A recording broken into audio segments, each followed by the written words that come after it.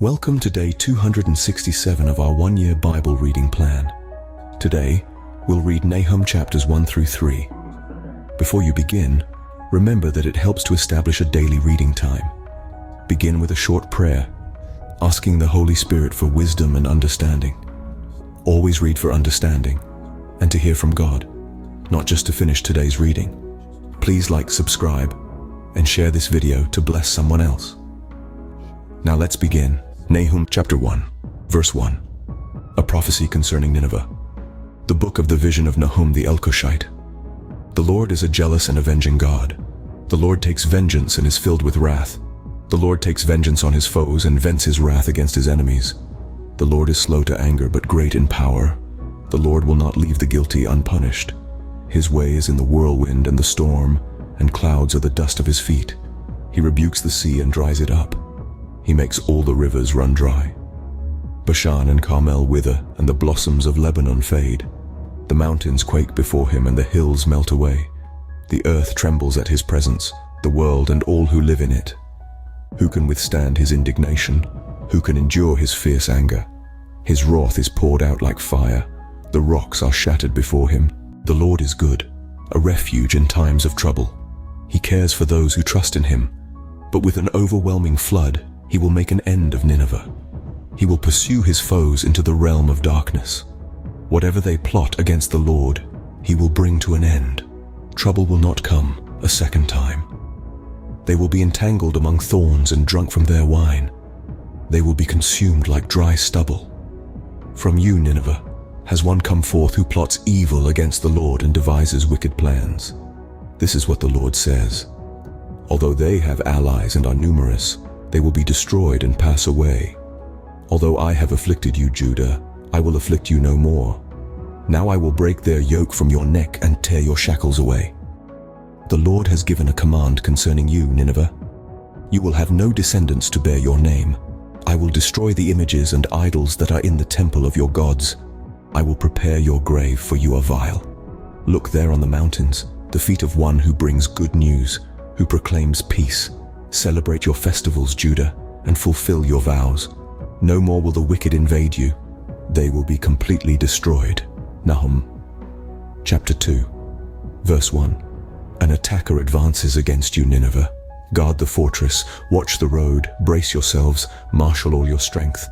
The Lord will restore the splendor of Jacob like the splendor of Israel, though destroyers have laid them waste and have ruined their vines. The shields of the soldiers are red. The warriors are clad in scarlet. The metal on the chariots flashes on the day they are made ready. The spears of juniper are brandished. The chariots storm through the streets, rushing back and forth through the squares. They look like flaming torches. They dart about like lightning. Nineveh summons her picked troops, yet they stumble on their way. They dash to the city wall. The protective shield is put in place. The river gates are thrown open, and the palace collapses. It is decreed that Nineveh be exiled and carried away. Her female slaves moan like doves and beat on their breasts. Nineveh is like a pool whose water is draining away. Stop! Stop! They cry, but no one turns back. Plunder the silver, plunder the gold. The supply is endless, the wealth from all its treasures. She is pillaged, plundered, stripped. Hearts melt, knees give way, bodies tremble, every face grows pale. Where now is the lion's den, the place where they fed their young, where the lion and lioness went, and the cubs with nothing to fear. The lion killed enough for his cubs and strangled the prey for his mate, filling his lairs with the kill and his dens with the prey. I am against you, declares the Lord Almighty.